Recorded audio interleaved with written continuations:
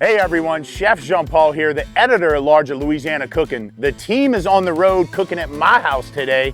I'm gonna show you all my favorite recipes, tips and tricks for cooking in the great outdoors.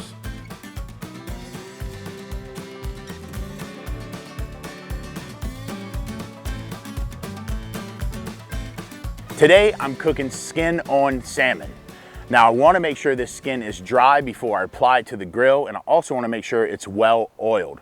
But whether you're cooking salmon or speckled trout or any other fish, the same rules apply. Dry, oiled skin before going onto the grill.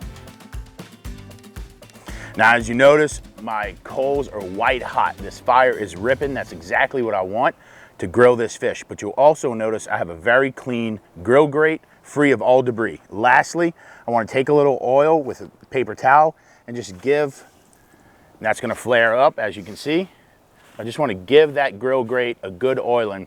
If you're able to, you can just rotate that grill off, but obviously I'm cooking on a Brio here. Some of your grills at home may not be able to do this.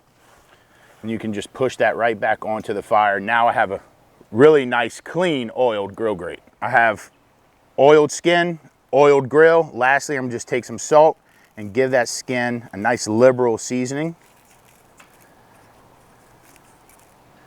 And then directly right onto the grill. Don't waste any time.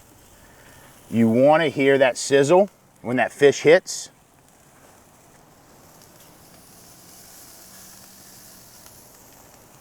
Just lightly season that flesh side.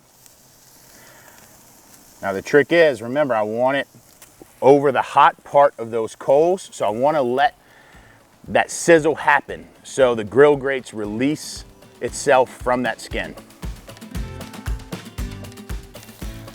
Yeah, that's beautiful. Get a little sneak peek there, Aaron.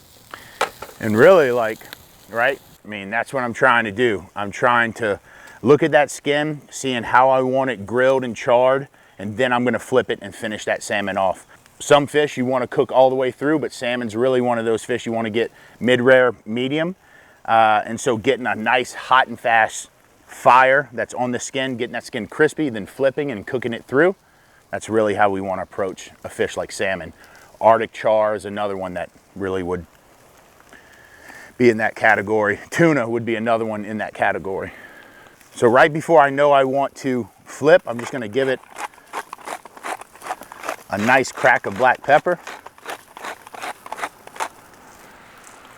And then I'm also going to oil, just lightly oil, the flesh of this fish, knowing that I'm about to flip it, and I don't want the flesh to stick either.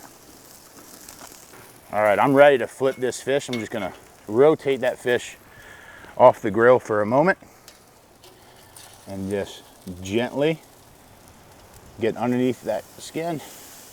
Beautiful.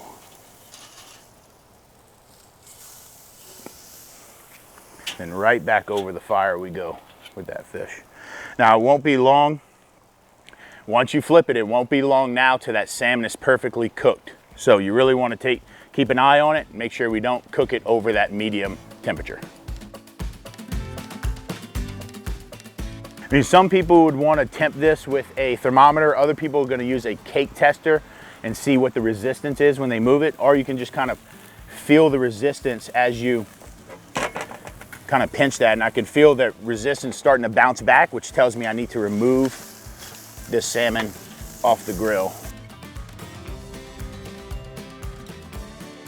So this fish is perfect the way it is, but a squeeze of lemon will not hurt, especially to counter some of that grilled bits and pieces of that crispy skin. I mean, if you came over here and touched this skin, you can hear the crispiness there.